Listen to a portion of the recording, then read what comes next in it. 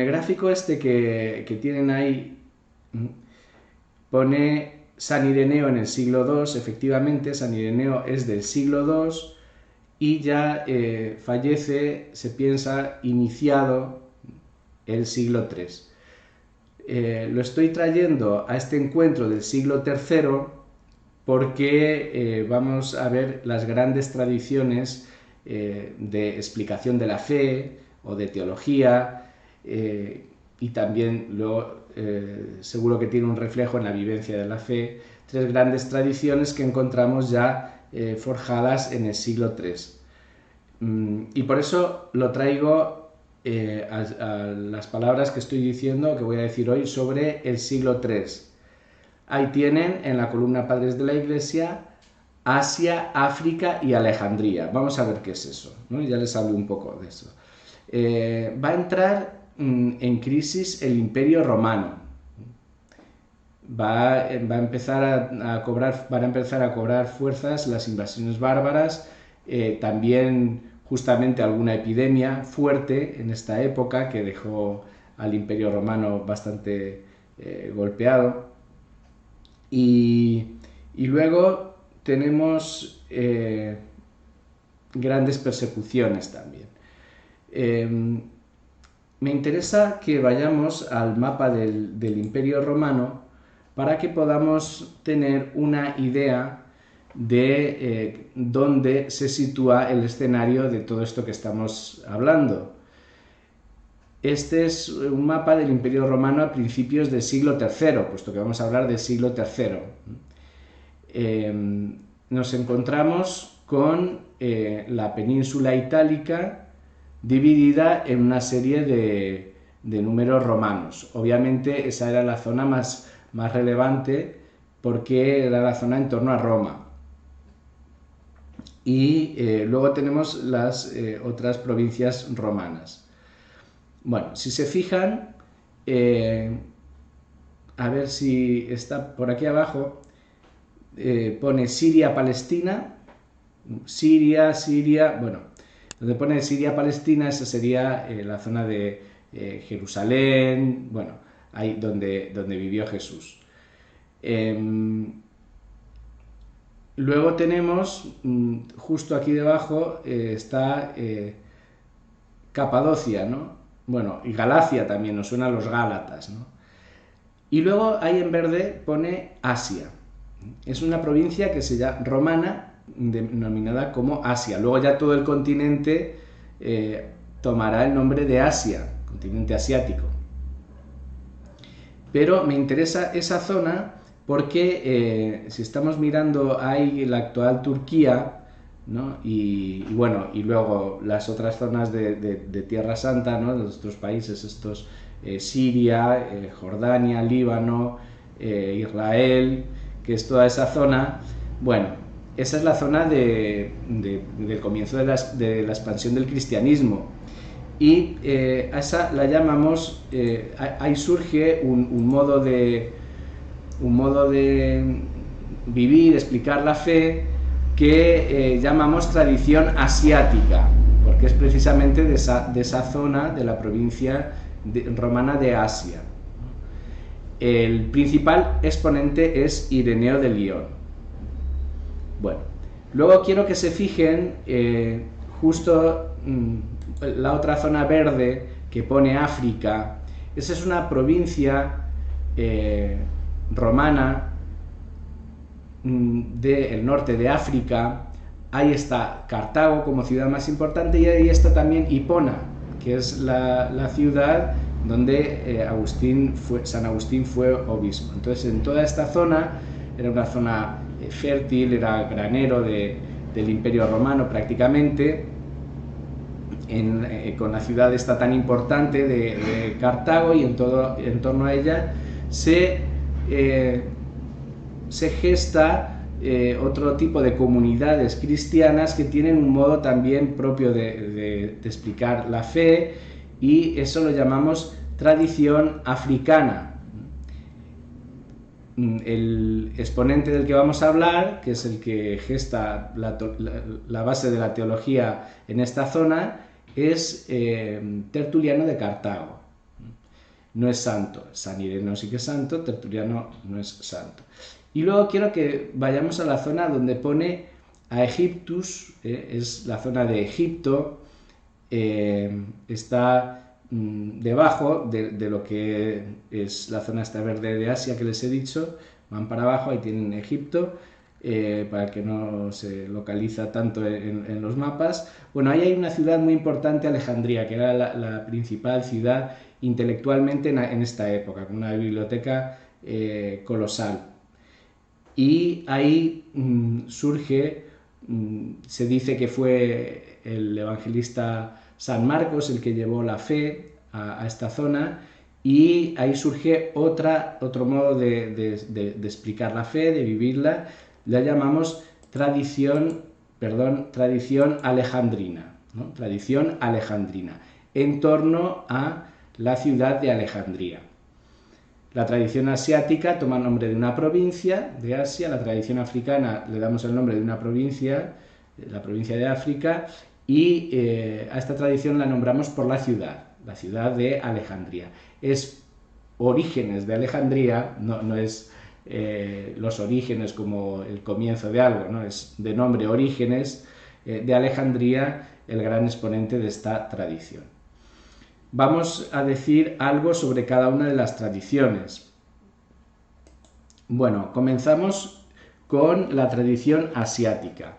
Es una tradición que tiene, se le nota la gran influencia directa que tiene de San Pablo, de sus escritos, de sus cartas, de su predicación, y también de San Juan, porque son muchas de las comunidades fundadas por San Pablo o fundadas por San Juan, y el Evangelio de San Juan, las cartas de San Juan, el Apocalipsis, pues tienen un gran influjo en la vivencia de la fe de estas comunidades y en el modo de explicar la fe, ¿no?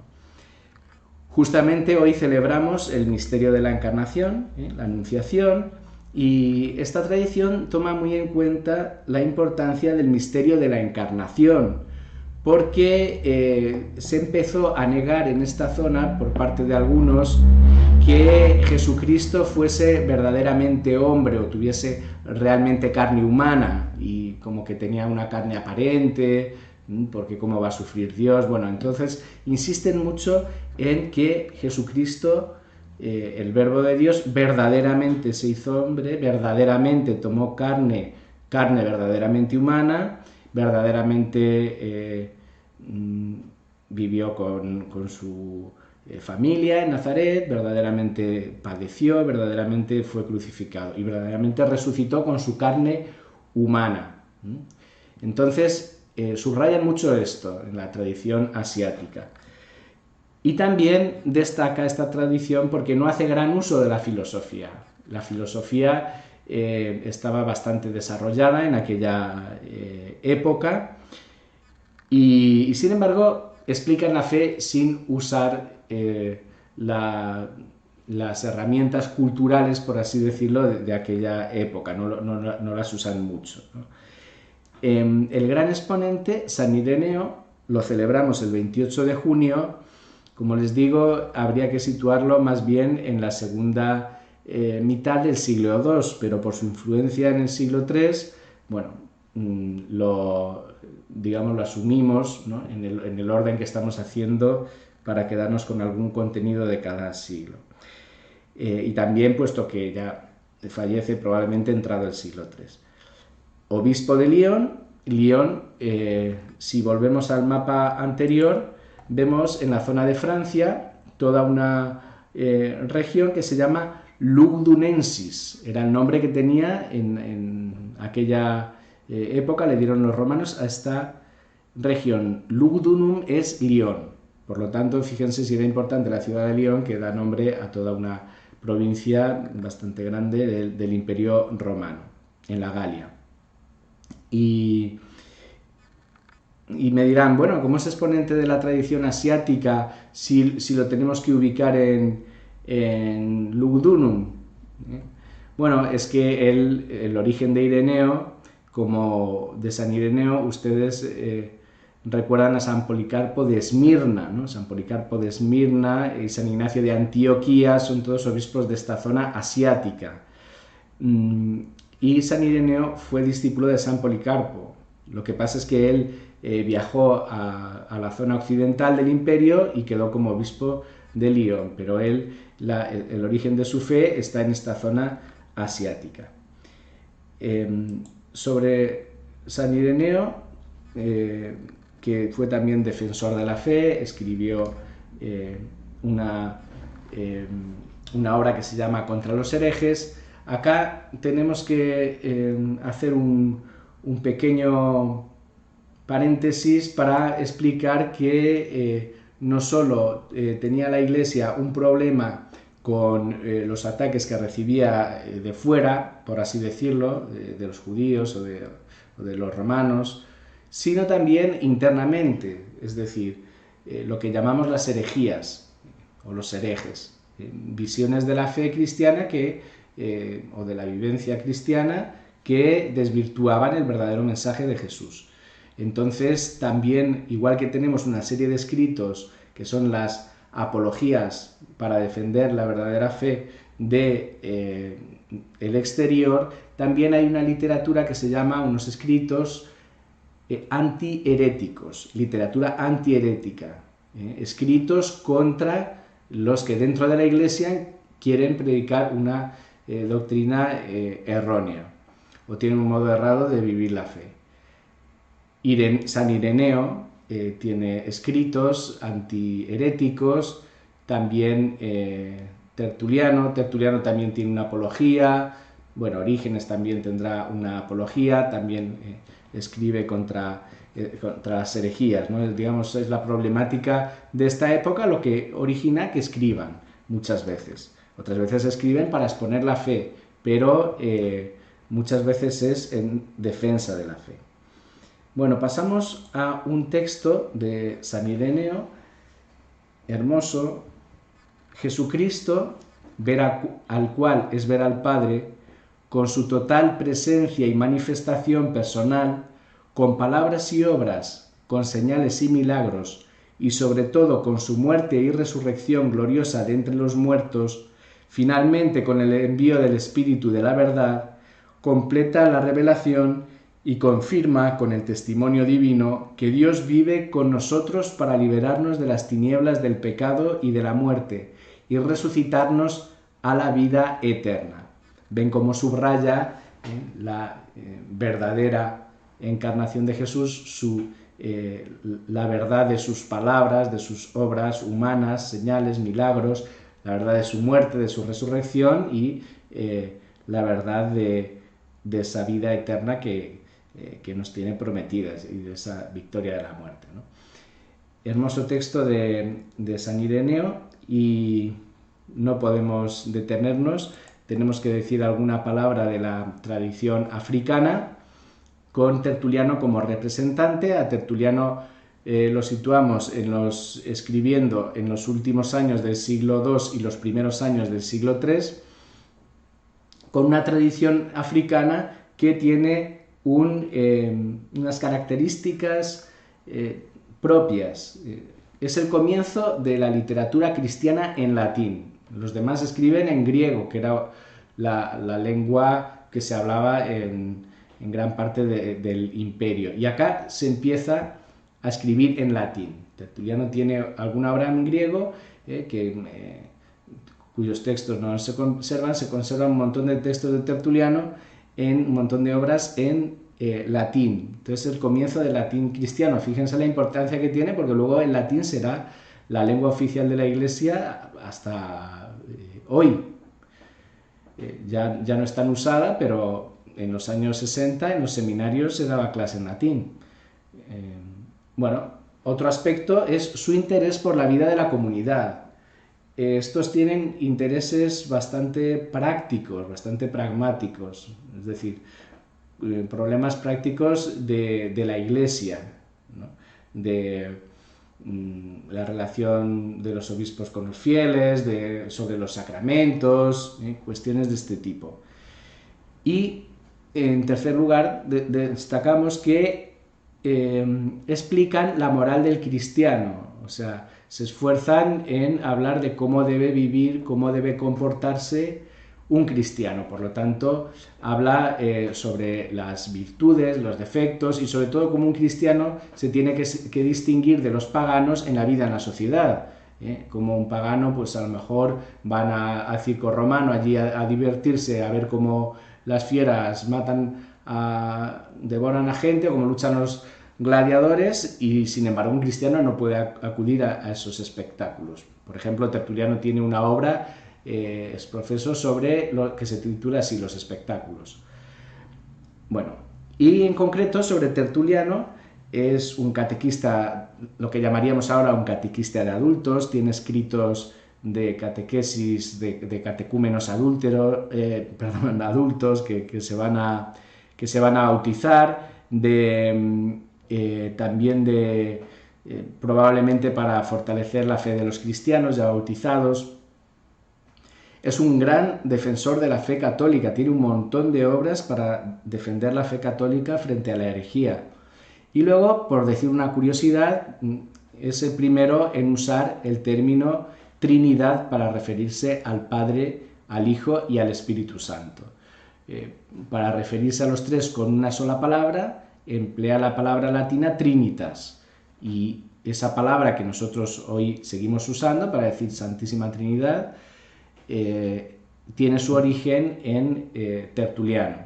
Al menos es el origen escrito que nosotros podemos encontrar hoy en día.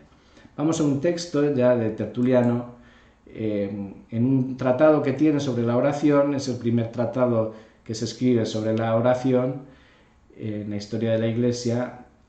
Dice, en el pasado la oración está hablando de la oración en el Antiguo Testamento y la oración en el Nuevo Testamento, es decir, en la actualidad.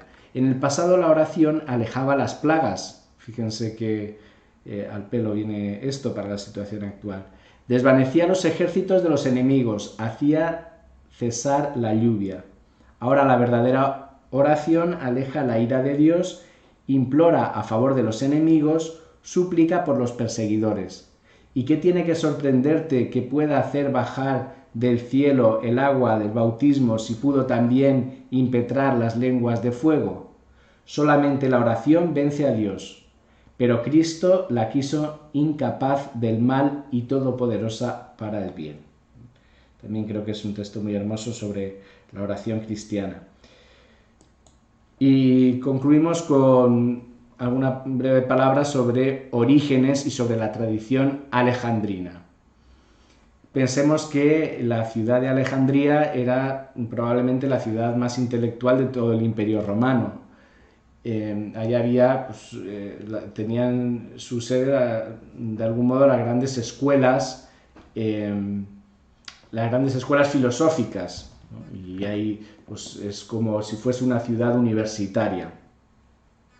En esta tradición entendemos, por tanto, que se hace uso de la filosofía para profundizar en la fe, puesto que estaba en el ambiente. El razonamiento filosófico lo usaron los exponentes de la tradición alejandrina para explicar la fe desde conceptos filosóficos, y es de algún modo el comienzo de una teología más científica, junto con también Tertuliano de algún modo, pero una teología más específica, más razonada, más ordenada, comienza en Alejandría. Ellos indagan en el misterio de Dios. Fíjense que en África hablábamos de cuestiones más bien prácticas de la vida cotidiana, de la moral, del buen comportamiento. En Alejandría se centran más en cuestiones más profundas sobre Dios, sobre la Santísima Trinidad, sobre Cristo y el Logos eterno, el Verbo eterno, ¿no? que se hace carne y que, todos esos misterios más profundos, el misterio del Espíritu Santo, el Espíritu Santo en nuestra vida. Por eso también, ¿quién es el cristiano espiritual? El cristiano ideal es el cristiano espiritual, y lo describen. Orígenes es maestro, no es santo, es maestro de la escuela de Alejandría, que sería como la primera facultad de teología católica, o la primera universidad católica, o si queremos ser menos ambiciosos, la primera escuela de catequistas, ¿no? Esta escuela de Alejandría. Es el maestro más importante, es el tercer maestro después de Panteno y de Clemente de Alejandría. Es el tercer maestro que está dirigiendo y a cargo de la escuela de Alejandría, que difundiría una explicación así razonada de la fe teológicamente por todo el orbe cristiano. Y que dejaría una gran huella en los siglos posteriores. También es un gran intérprete de la Biblia. Orígenes dedicó gran parte de su vida al estudio de la Biblia y tiene obras comentando cada uno de los libros de la Biblia. Tiene de los libros de la Biblia como dos tipos de explicaciones, unas más teológicas y otras más tipo homilía, divulgativas, más sencillas. Por eso decimos que es un prolífico homileta. Prolífico es que escribe mucho, y homileta se refiere a las homilías. Tiene homilías, lamentablemente hay obras que se han perdido, pero tiene homilías preciosas que ya son explicaciones de libros concretos de la Biblia, pero de un modo más sencillo. Vamos con un texto, precisamente el comentario al Evangelio de San Juan, de Orígenes, en el que nos habla de que aquel que hablaba en el Antiguo Testamento era el Verbo de Dios, y es el mismo Jesús que habla con los apóstoles, ¿no? Y entonces compara los dos modos de hablar de Dios, el modo de hablar del Antiguo Testamento y el modo de hablar en el Nuevo Testamento. El mismo que habló a Moisés fue el que habló a los apóstoles, y era también la ágil mano del Verbo la que grababa en lo íntimo de los corazones de sus discípulos los decretos del Nuevo Testamento, sin que hubiera, como en otro tiempo, densos nubarrones que lo ocultaran, ni terribles truenos y relámpagos que aterrorizaran al pueblo, impidiéndole acercarse a la montaña, sino una sencilla charla que llegaba tranquilamente a los oídos de los circunstantes. Así era como el rigor de la ley se veía suplantado por la dulzura de la gracia, y el espíritu de los hijos adoptivos sucedía al de la esclavitud en el temor. Bueno, acá tenemos entonces nuevamente este panorama con la tradición asiática, San Ireneo de Lyon, y su vinculación con la predicación de San Pablo y de San Juan, la tradición africana, con Tertuliano de Cartago, y esa reflexión más práctica, más de la vida de la Iglesia y de la vida de las personas. Y luego tenemos la tradición alejandrina, con este gran exponente, Orígenes de Alejandría, con una reflexión más profunda, más filosófica, digamos, con la filosofía al servicio de la fe.